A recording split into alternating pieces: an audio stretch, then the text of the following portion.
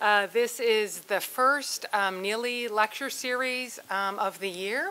And I think on your chairs was a bookmark so you can see all the different speakers we're going to have this year. We hope to see you at more lectures. We have a wonderful, wonderful speaker this evening, and so I'm not going to take up any more of your time. And I'm going to introduce Richard Peak, who's the Director of Rare Books, Special Collections, and Preservation, and he is going to be introducing our speaker for the evening.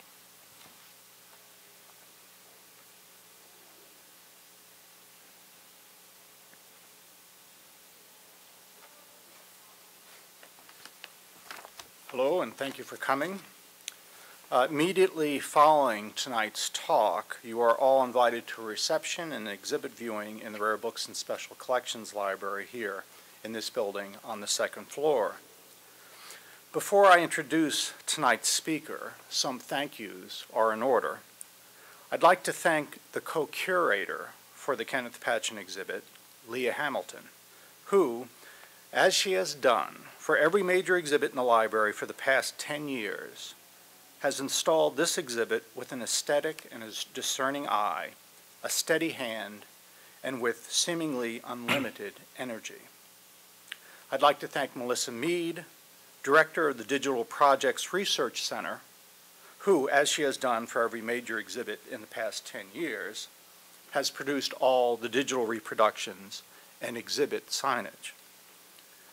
I'd also like to thank Hal Schuler, who is with us tonight, for his continuing support of the department and who has helped us celebrate Kenneth Patchen's centennial by commissioning music especially for this exhibit, a CD, What is the Beautiful, based on Patchen's poetry by composer-musician John Hollenbeck. Finally, my thanks to all the staff of Rare Books and Special Collections who, though they might not be directly involved in the exhibits, always contribute to every exhibit in one way or another, and are always deserving of thanks and recognition. But now I'd like to thank Jonathan Clark for being here and for sharing with us this magnificent Patchen collection. Most of the materials you'll see exhibited are on loan from Jonathan. Jonathan Clark is a fine art photographer and a fine press printer whose works are held in major collections, including the Museum of Modern Art, the Smithsonian Institution, the National Library of France, as well as other distinguished research institutions, including the Rare Books and Special Collections Library here at the University of Rochester. Jonathan is also the co-editor of the Lively Foundation's International Arts Review, The Hedgehog, not to be confused with the art journal of the same name at the University of Virginia. It is reported that Jonathan also has a nice set of pipes and has a side career as a bass vocalist who knows his way around German lieder. As a young person in 1965, Jonathan borrowed Kenneth Patchen books from his father's library. His father was a Palo Alto high school teacher, teaching English and creative writing and using Patchen's works in the classroom. He mentioned to Jonathan that Patchen was living nearby. Curious, and with all the bravado and daring that only the young possess, Jonathan found Patchen's address in the phone book and then walked over to his house for an unannounced visit, not knowing anything about Patchen's serious health issues and bedridden condition. He says that as a gift, he probably brought along cookies. Arriving at the Patchen's home, he was greeted by a front porch sign that read, "Please do not ring or knock. Illness in house. Leave messages in box." And with all the bravado and daring-do that only the young possess, he ignored the sign and rang the bell anyway, to be then greeted by Miriam Patchen. They chatted on the doorstep. And Miriam informed Jonathan that Patchen really didn't see anyone.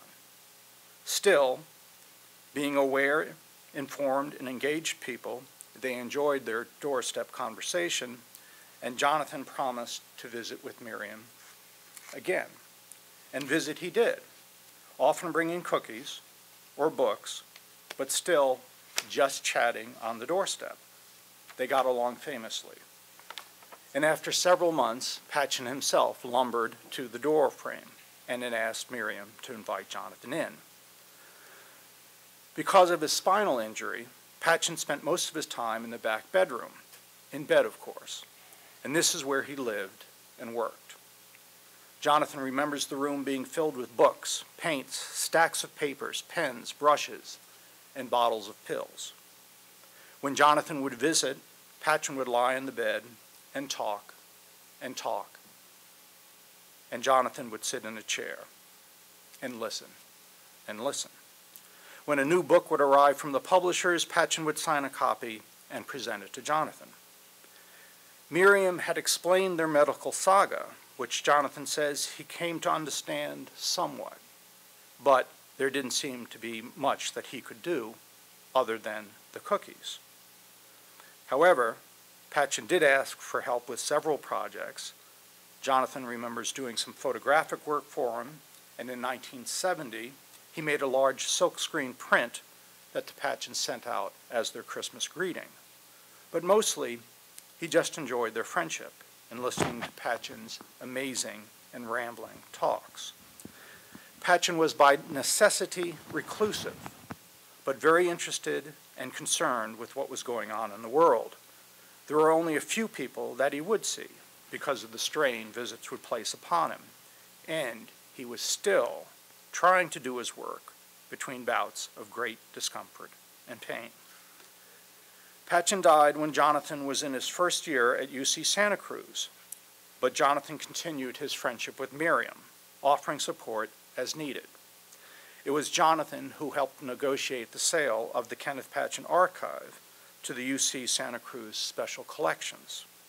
And it was Jonathan who, after a devastating flood in 1998, which left 5 feet of water and mud standing in the Patchen's house, restored the house for Miriam, and in the process, carefully salvaged many of the Patchen treasures which are in our exhibit. Tonight's lecture offers a unique opportunity to learn about Kenneth Patchen's life and art through someone who knew him well. Please join me in welcoming Jonathan Clark.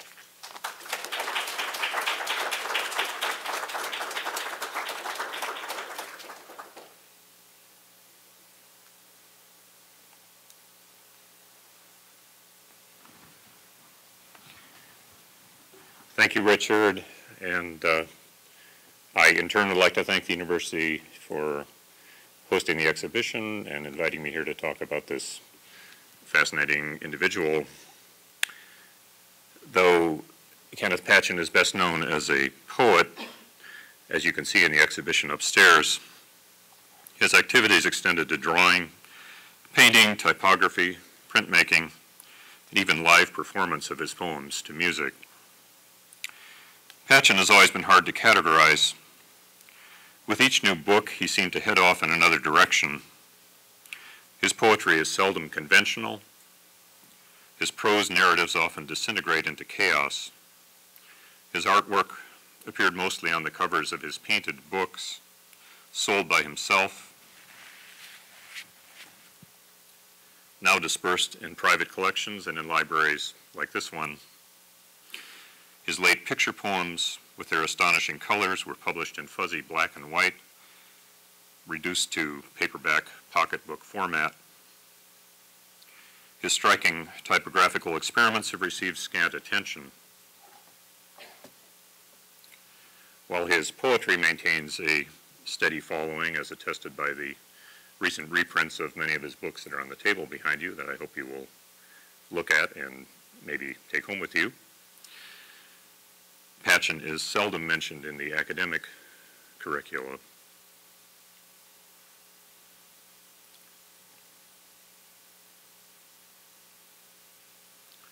James Dickey expressed the critical confusion surrounding Patchen in a book in 1958, and I quote, "Patchen is still, despite having produced a genuinely impassable mountain of tiresome, obvious, self-important, sprawling, sentimental, witless, preachy, tasteless, useless books and poems, the best poet American literary expressionism can show. Occasionally, in fragments and odds and ends nobody wants to seek out anymore, he is a writer of superb daring and invention, the author of a few passages which are, so far as I can tell, comparable to the most intuitively beautiful writing ever done. Another reason for Patchen's obscurity is his refusal to identify with any movement, which meant that often he was simply ignored. His rejection of the beat label is the most famous example. When a radio interviewer asked him in 1959 about the North Beach, San Francisco beat movement, he replied, quote, "Well, I live about 35 miles from San Francisco on the map, but further from San Francisco than is imaginable in every other way. There's no such thing as a San Francisco scene outside the ink pots of certain Madison Avenue soap vendors who were willing to sell something and found people willing to demean themselves in public in a synthetic bohemian spectacle, a sort of freak show, and I have no sympathy whatever with people who are willing to strip in public, dance about, put on ladies' hats, and the whole nonsensical pseudo-bohemian bit, and this is not my dish and is not the dish of any artist I know of or any writer I admire." When the interviewer pointed out that Patchen shared the same publisher with many of them, he replied, "I breathe the same air as Liberace." You can see how this might alienate some people, though the truth is he was friendly and supportive to a lot of younger writers of the beat persuasion, and his gruffness was often just a pose. Here he is in his Palo Alto backyard with Philip Whalen and Michael McClure, visiting him while he's reading one of his books in 1957. So, who was Kenneth Patchen? Let me recount his early life very briefly. Patchen was born in 1911 in Niles, Ohio, where his father worked in the steel mills. His early life was happy enough, but life in a mill town wasn't easy. The oppressive conditions and later on the harsh realities of the Great Depression that drove his family into destitution marked his outlook. He started a diary at age 12 and at 14 had a sonnet published in the New York Times.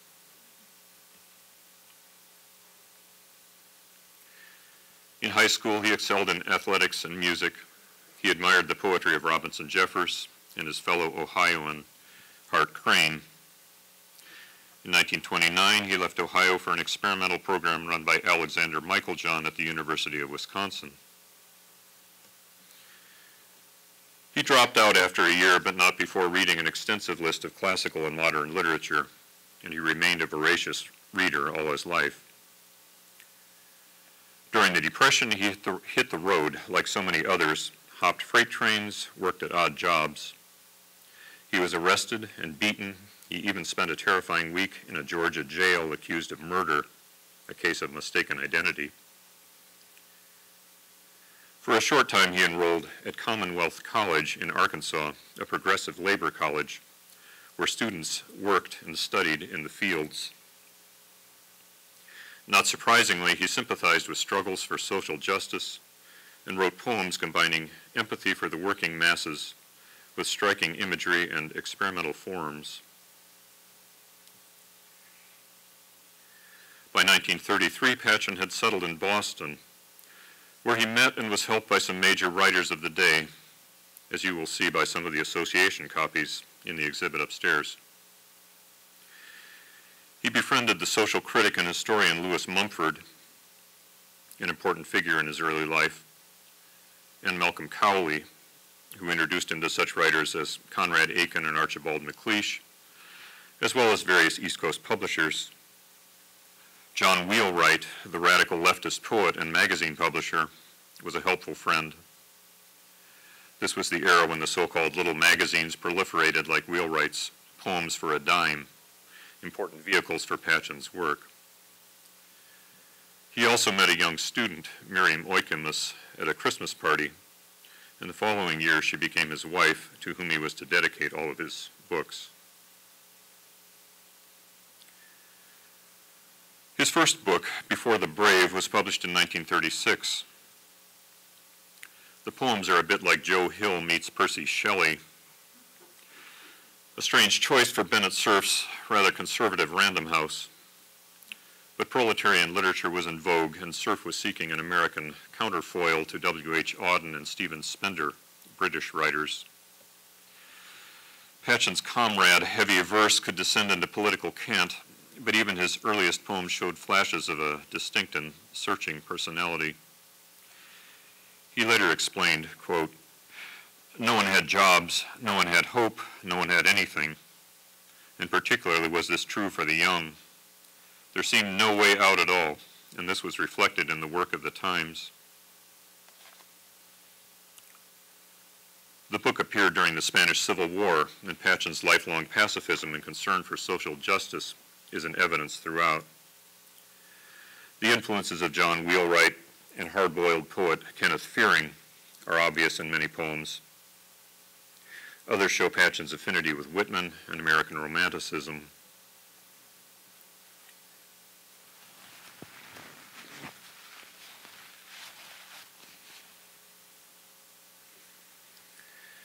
Though the Patchens were certainly leftists, as you can see by their dog-eared copy of the Communist Manifesto in the show, they were disillusioned by the rise of Stalinism. Most of their hardline friends broke with them when they expressed sympathy for Trotsky. Before the Brave was printed by Peter Bielenson, a fine craftsman who later became famous for his Peter Pauper Press books, for those of you who were alive in the 50s, at his Walpole printing office in Mount Vernon. Bielenson worked closely with Patchen, following his suggestions for typography and layout. Miriam said of Kenneth, "He was very demanding. His paper must be right, the type must be correct, the inks as he wanted them. He persisted, kept after printers, editors, binders on every detail." If any of you besides myself happen to be printers, you know this type of client all too well. Patchen received a Guggenheim Fellowship and headed west to Santa Fe with Miriam, and then to Hollywood, where Kenneth and a friend tried to write film scripts and a comic book with little success. A severe back injury sustained when he tried to lift a car that had locked its bumper in an accident led to the degenerative back trouble that plagued him for the rest of his life. By 1938, they had returned to the East Coast, where they worked for the fledgling publisher New Directions in Norfolk, Connecticut.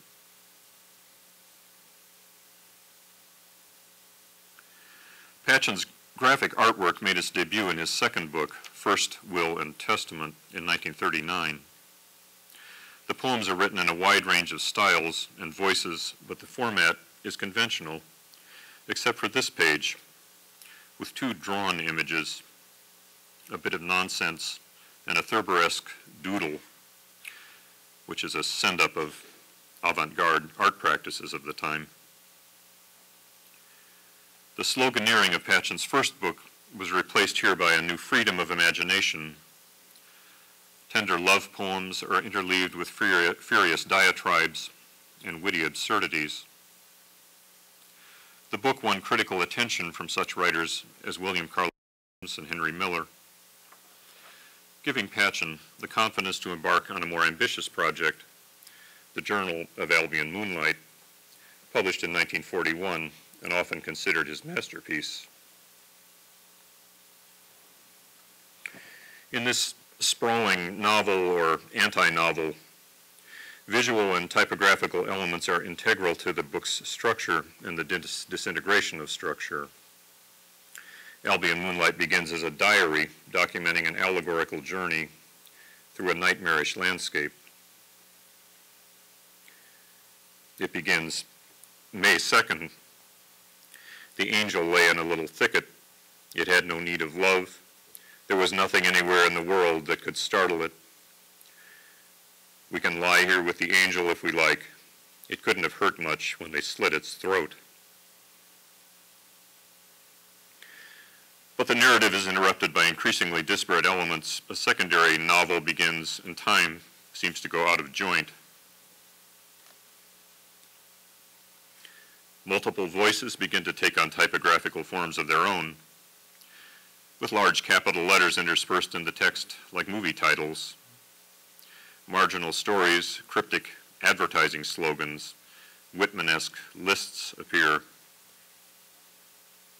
A man hangs from a rope of letters. At one point, as many as 8 voices compete for space, like the syncopation of jazz or a competing babble of radio stations. The complex typography, printed in letterpress, was worked out by Patchen himself at the Walpole printing office.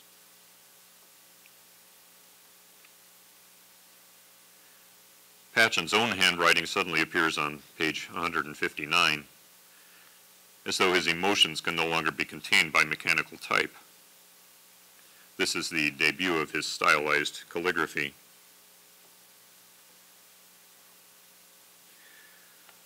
The autographic work of Apollinaire, which this is, the handwriting of Georges Rouault, an artist that he admired, and above all, the books of William Blake influenced Patchen deeply. He treasured this tiny print from the only surviving fragment of a Blake copper plate from America, a Prophecy, a gift from the English poet Rutland Todd. There's another version of this little plate upstairs. But no other modern artist has used his own handwriting for expressive ends as frequently or compellingly as Patchen. Henry Miller wrote, "One is no longer looking at a dead printed book, but at something alive and breathing, something which looks back at you with equal astonishment."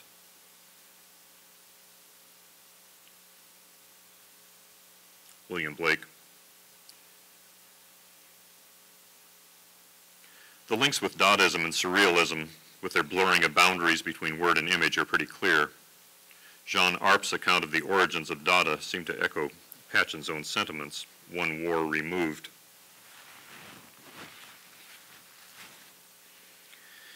In Arp's words, "Revolted by the butchery of the World War, we devoted ourselves to the arts.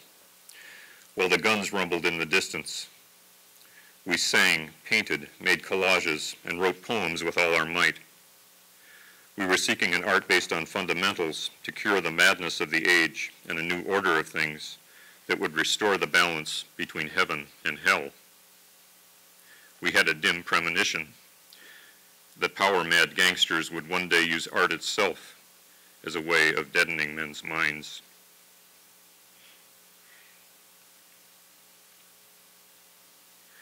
Patchen incorporated the collage techniques of Marinetti and Schwitters into his own work as a way of evoking new meanings. He liked to say that he was never influenced by anybody.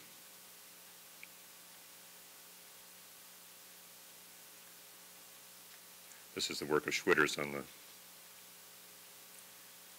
the left. Kenneth is in the corner. Yet he also admitted it is not in the nature of the artist to know what his true influences are. Understanding Patchen's sources helps us to view him in context rather than as a lone eccentric figure as he's frequently regarded. The term outsider artist is sometimes used, but in our society, any serious artist is an outsider by definition. Unable to find a publisher, the Patchens issued Albion Moonlight themselves in limited editions, totaling just 345 copies altogether. Despite this, the book gained considerable attention and notoriety. By 1944, the first of several trade editions had appeared, and the book is still in print, a landmark of experimental literature.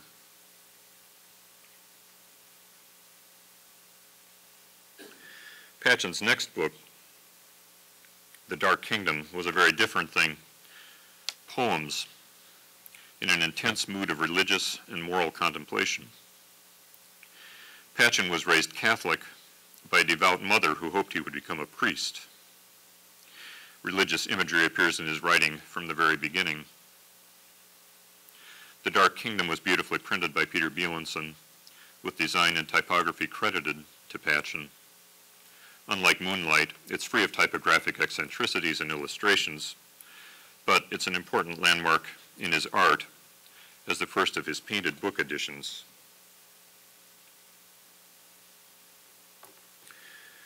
The book was the first and last project of two aspiring young publishers. At the time, Patchen was in severe pain, confined to bed in his 7th-floor walk-up in New York. This photo was made for Life magazine by Arthur Rothstein. Worried that he couldn't help with the expensive production, Patchen offered to create a limited edition for collectors to be sold at a premium price of $5. Regular copies were $2.25. Miriam recalled, he decided that perhaps a painting or some decoration on the cover, each one different, would make it a very personal thing to each person who got the copy. He'd have one of a kind, no one else would have one just like it.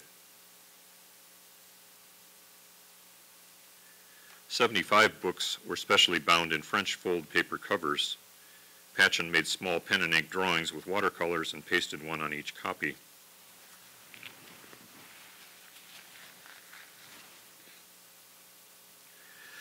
Typically, his self-confidence compensated for his lack of art training. Some of the images and colors are slightly reminiscent, or more than slightly reminiscent, of Sunday supplement comics. But the subjects reflect the book's mythico-religious atmosphere.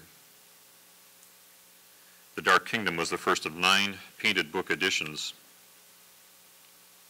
It's unclear when Patchen began drawing or painting, or just how he hit on the idea of the painted books.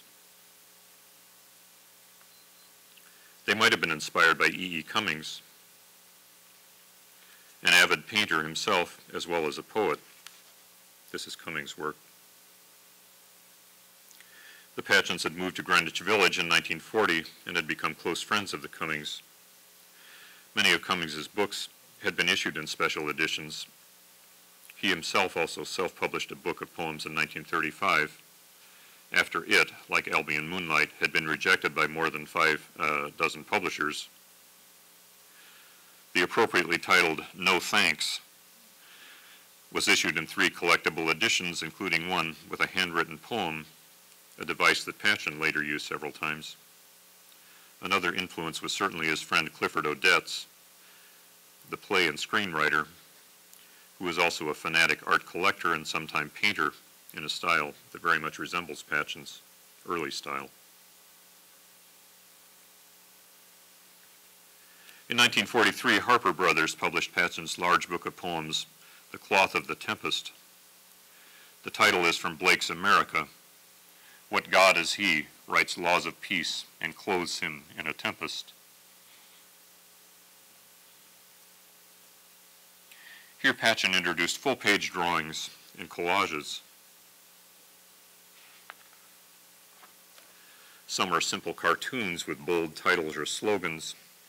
More complex pages are collages of drawings, handwriting, type, and found pictures.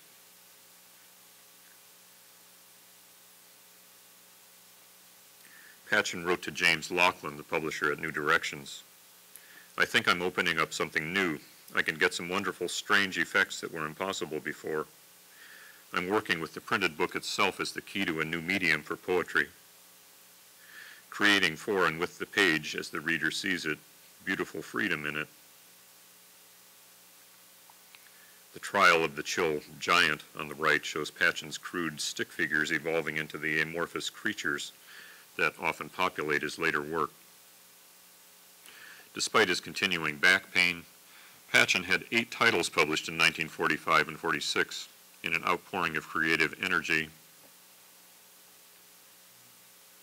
An Astonished Eye Looks Out of the Air, printed by the poet William Everson at a conscientious objectors camp in Oregon, is one of Patchen's most elaborate designs. A gray tint block runs down the full length of each page. The poems, which were selected for the anti-war themes, are overprinted in red with black titles. While not so easy to read, it's a striking production. It was also not so easy to print. The first press run was destroyed because the tint block was over-inked on a number of pages. Destroyed except for a handful of copies that Patchen thriftily recycled as a special limited edition of 11 copies. It is now one of the rarest of Patchen's collectibles. Copy number 1 is in the show upstairs.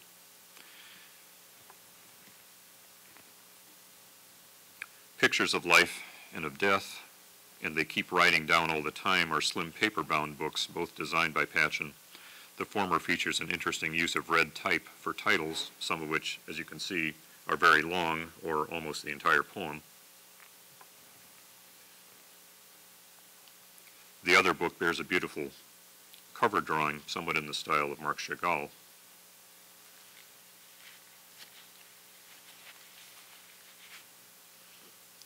In 1946, he also produced 2 major works featuring startling visual innovations: Panels for the Walls of Heaven and Sleepers Awake. Panels for the Walls of Heaven may be Patchen's strangest book. It's certainly the most relentlessly grim one, its pages steeped in doom. The 46 panels are single-page drawings, type arrangements, or short prose pieces.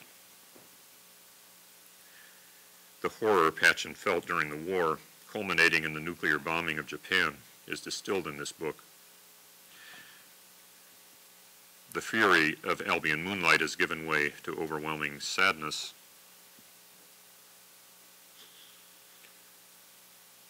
The panels show Patchen's growing ambition and confidence in his visual art. The figures are no longer stick drawings, but amorphous creatures floating on dark backgrounds, reminiscent of Arp or Miro, but with their own weird quality.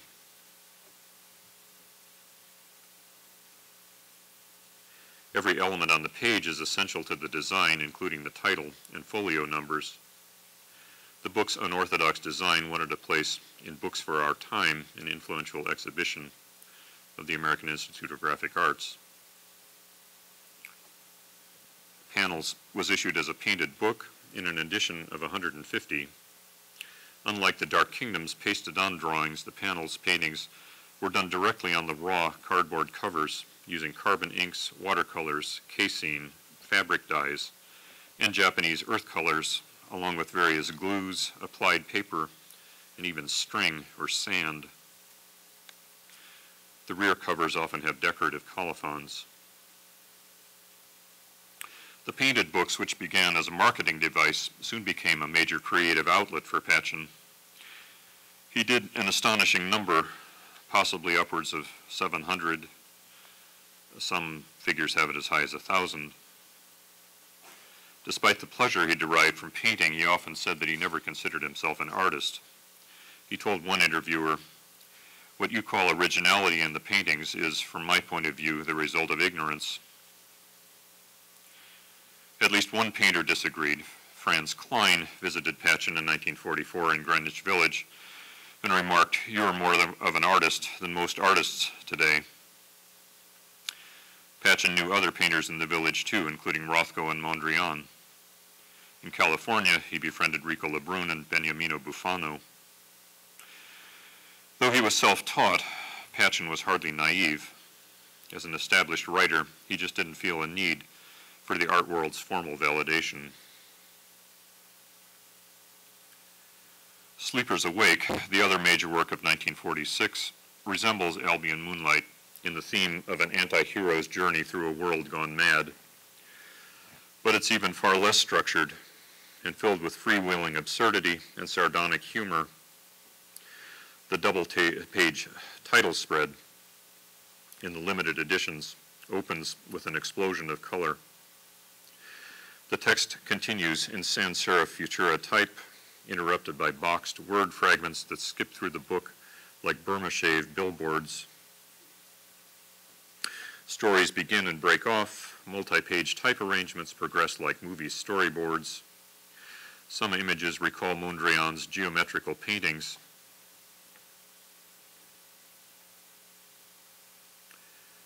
Patchen knew Mondrian and saw his iconic painting Broadway Boogie Woogie at its debut in an exhibition at a New York City gallery in 1943.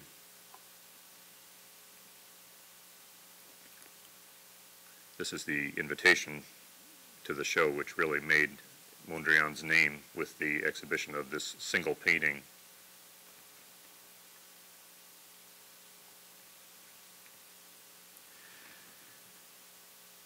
Sleepers Awake also displays Patchen's emerging sense of humor. Perhaps the gloomy catharsis of Panels for the Walls of Heaven helped him discover the vein of irony, folksy humor, slang, pun-mongering, and plain cornball silliness that pervades much of his later writing and his picture poems. Miriam commented on the change. Was Kenneth trying to bind up his world's wounds a bit? I don't know, but he always had that warmth and love. Perhaps he felt that some of us needed this relief from pain. No, it wasn't that either. He just wanted to give something warm and loving.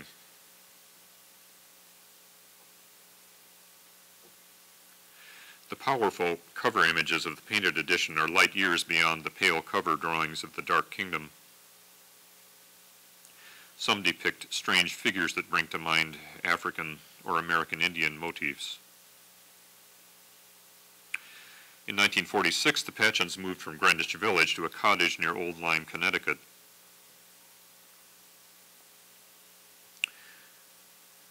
They got a pet kitten, enjoyed visits from friends, family, and neighboring dogs.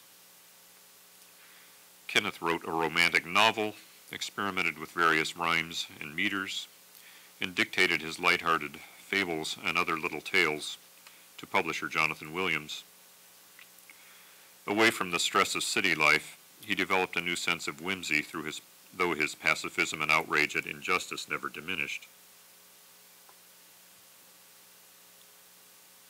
For his 1949 book of poems, Red Wine and Yellow Hair, Patchen had special bindings made with oversized boards which he covered in plain paper or Japanese tissue.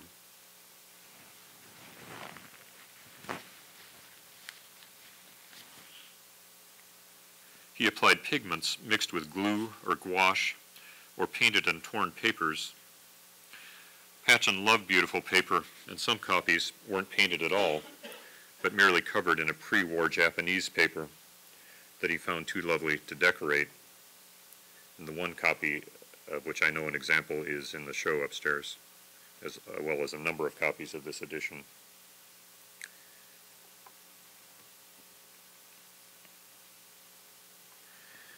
In 1950, doctors at Yale University Hospital determined that Patchen's back troubles could be surgically corrected. Money raised by friends, in part through readings organized by T.S. Eliot, despite his distaste for Patchen's poetry, Thornton Wilder, Archibald MacLeish, Auden, and many others. Following the successful operation, Patchen was advised to seek a warmer climate, and he and Miriam took a cross-country train to San Francisco.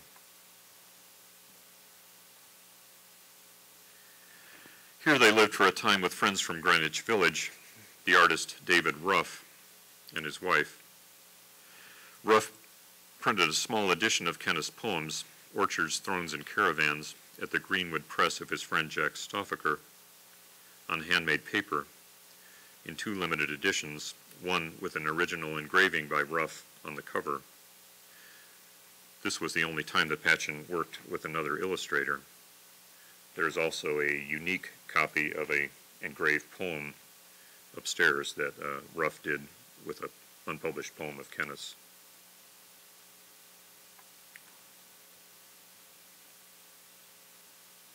Moving to a place on Green Street in North Beach, Patchen set up workspace for his painted books.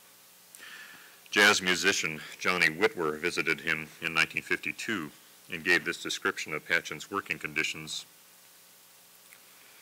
Kenneth was healthy at the time, but his place was just so cluttered. There were piles and piles of his books just all over the place. He had painting materials and a lot of pins. They were very big on those felt point pins of all kinds and descriptions. And the place kind of smelled like paintings, oils, and paints. At the time he was doing his painted books, there were lots of those hanging around. I was dying to buy something, but I didn't have the money, so I just looked.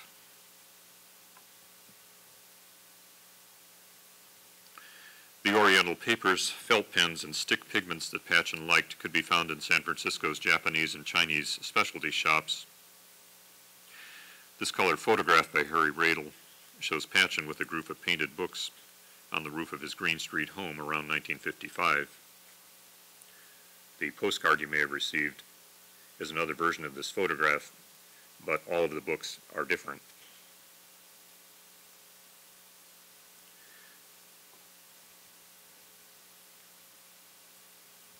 One of Patchen's finest productions had its inception in 1953 when he began working with another friend who'd come to San Francisco from Greenwich Village, the painter Frank Bacher. Bacher worked at a silkscreen sign printing plant, and Patchen asked him to make some prints from his artwork. Together they created a series of 36 prints in 2 sets of 18, working directly from Patchen's original drawings on transparent paper. Patchen made the screens and ran 200 copies of each print on a variety of Japanese papers. Patchen then hand-colored about half of them with Japanese pigments, amounting to a total, as we can figure, of about 3,500 copies, so that many of the prints in each set are unique. Enclosed in paper covers, these portfolios, called Glory Never Guesses and A Surprise for the Bagpipe Player, were sold by the Patchens themselves for $10 a copy.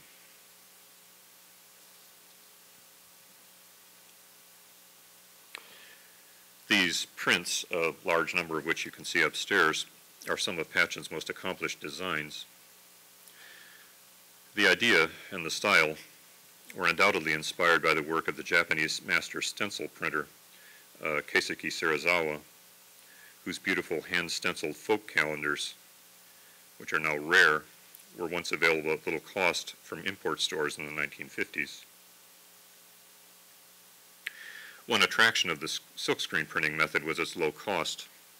Patchen called these prints handwritings for the wall, art that was affordable but beautiful, like the Serizawa calendars, that might bring poetry out of the book and into the living room.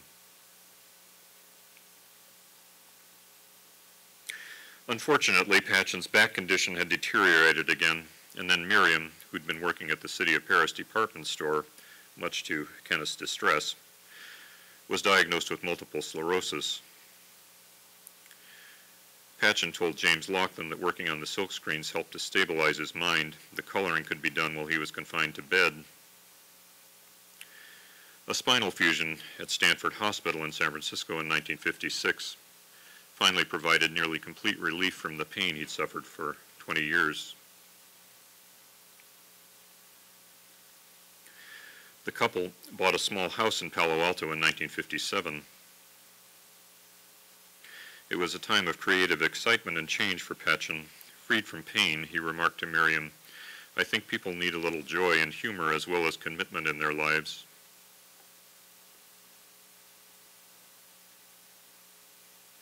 His activities expanded to include poetry performed live with jazz in San Francisco nightclubs and on tour in Los Angeles, Seattle, Vancouver, and New York, with musicians including Dave Brubeck, Art Pepper, Andre Previn, and Charles Mingus. I am going to play a brief track for those of you who have never heard this particular art form of Kenneth himself reading with a jazz band, if I can get this to work. 4 poems in a blues mood.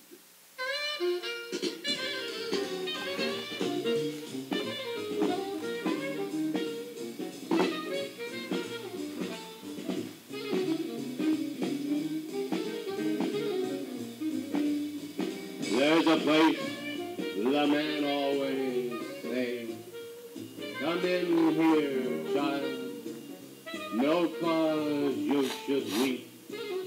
Wolf never catch the rabbit, golden hair never turn white with grief. Oh, golden hair never turn white with grief. Come in here, child, no cause you should moan. Brother never heard, brother nobody here ever wander without a home.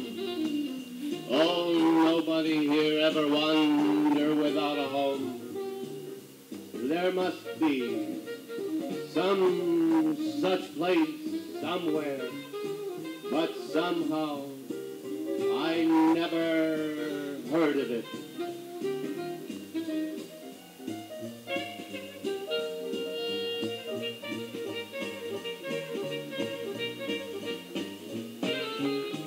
They won't let you in there for no amount of money. They just won't let you in, child. So a little sweet day in the morning, ask an old man in a beat-up hat who looked all broke like in the middle from doing right by the boss for maybe 20, 30 years. How come that gun-colored fellow won't let me in that hippodrome? The little girl explained, you see, I want to watch all those big white horses prancing round for that beautiful gold-haired lady, like it was them on the sign out front. But the old man with a beat-up life is in much too big a hurry to bother answering her. For you see, like a lot of people these days, he's on his way to the nearest saloon where he can maybe watch some big, but certainly not so white horses of his own, and maybe lean down from the back of one of them and maybe spit right in the boss's eye, if you know what I mean.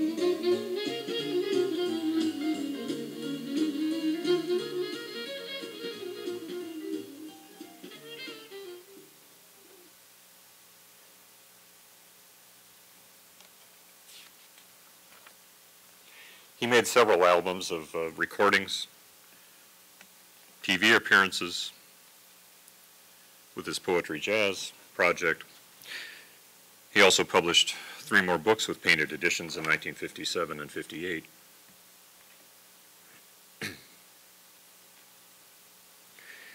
In July of 1959, Patchen suffered a crippling setback. During a routine medical procedure at San Francisco Presbyterian Medical Center, some kind of accident occurred while Patchen was under anesthesia that severely damaged his spine. He seems to have been dropped from a gurney or an operating table. Immobilized by pain again, Patchen was plunged into a nightmare of medical and legal struggles. In a lawsuit, defense lawyers argued that because Patchen's and poets have no earning potential, Patchen's disability was of no consequence. The case was dismissed in 1963 without going to trial. Because of their malpractice suit, the Patchens were subsequently shunned by doctors. Plans for readings, plays, poetry jazz concerts ended, along with the income they would have produced.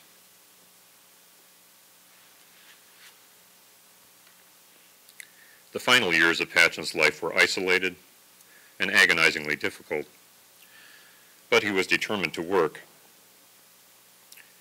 Bedridden, he could only write longhand with difficulty, so he turned increasingly to drawing and painting. Amazingly, his work continued to express the joy and humor of which he had spoken to Miriam. Because It Is, a collection of amusing poems and drawings, and probably the first Patchen book that I ever saw, was issued by New Directions in 1960. The 41 ink drawings were done with a variety of tools and reveal Patchen's keenly developed sensitivity to line.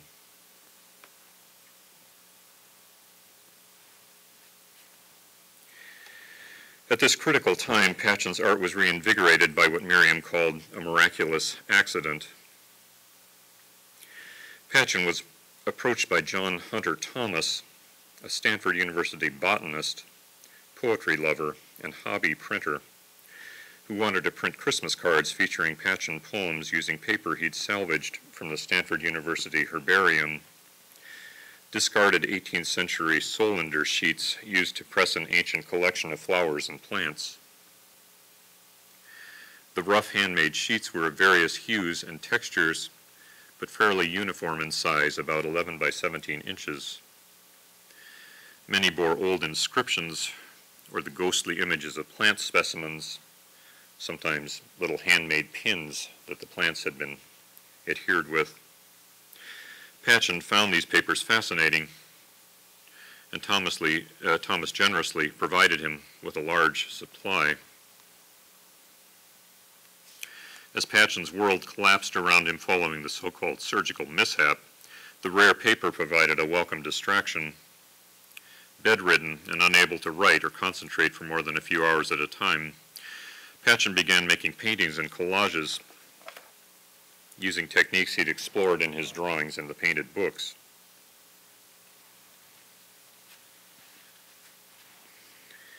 His media, listed in a catalog from the Corcoran Gallery in 1970, included tea, Tintex dye, casein, watercolor, gouache, tempera, coffee, Easter egg dye, sumi sticks mixed with glue, varnishes, waxes, cornstarch, and Japanese earth colors, applied with numerous unlikely instruments including kitchen utensils, sponges, and a whole array of household and garden implements.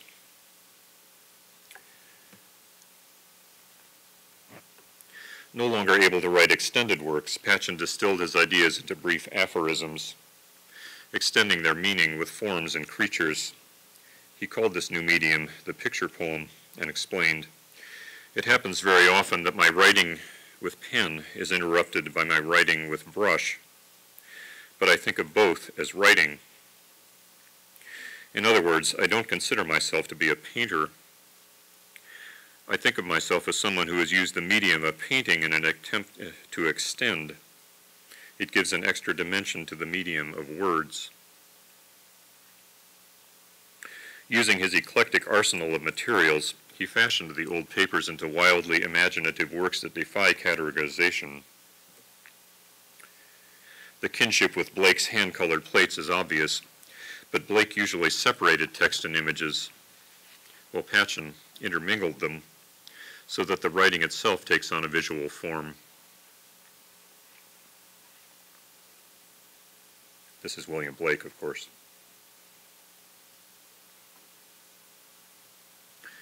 The varied inflections Patchen sought through typography in his earlier books are realized in the picture poems through expressive calligraphy.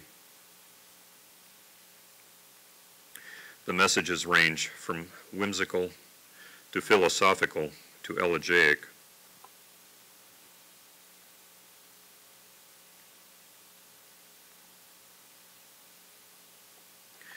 One singular painting, "This Room, This Battlefield,"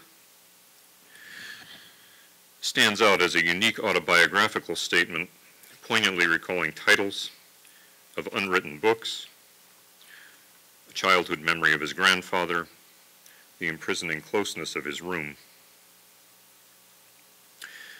Patchen originally hoped his picture poems would be printed in color, but they were issued by New Directions in black and white, reduced to standard paperback format. He was forced to, quote, "drab them down," as he said, for monochrome reproduction. Even worse, the publisher printed "Hallelujah Anyway" on a hideous mustard-colored paper that muted the images even further. Only the occasional color postcard or magazine reproduction hinted at the magnificence of the originals.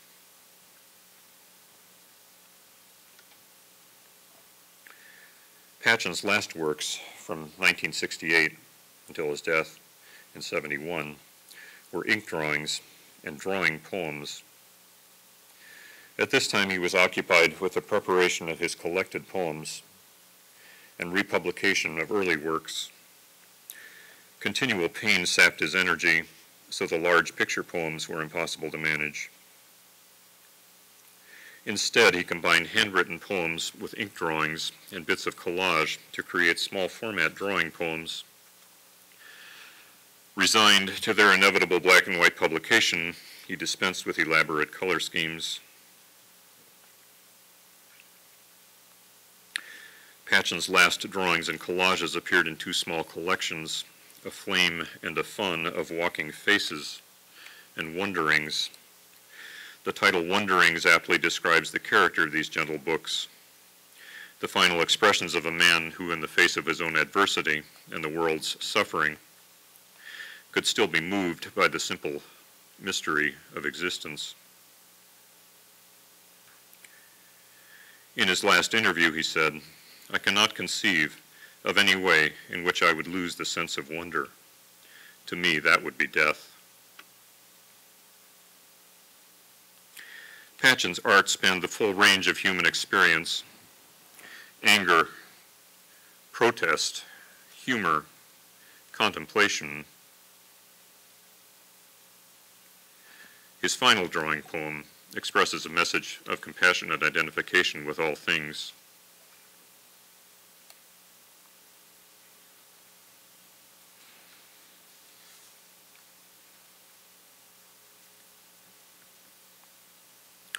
Kenneth Patchen died on January 8, 1972, of heart problems compounded by years of physical confinement. He had just turned 60.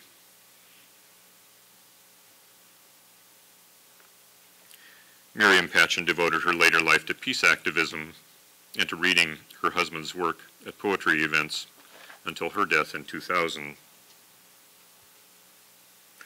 Patchen's archive at the University of California, Santa Cruz Library contains all of the published paintings, drawings, and picture poems, important manuscripts, and a large quantity of material related to Patchen's life and career.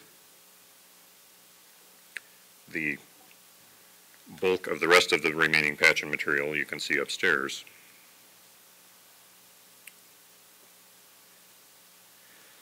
Kenneth Patchen's work as a writer has been praised, damned, or ignored from the beginning of his career to the present day. He could be rough-spoken, insolent, and anti-academic, passionately sentimental, mystically opaque, embarrassingly obvious. His emotional temperament was the very antithesis of postmodern coolness.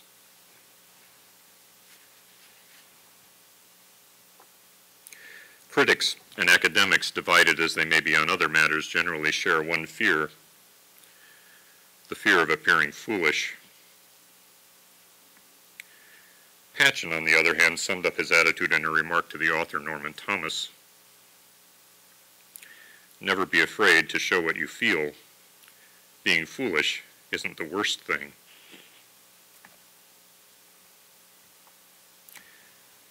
I'm grateful in this 100th year of Kenneth Patchen to the University of Rochester for making his work available to a new audience and for inviting me here to, I hope, explain a little more about his world to you.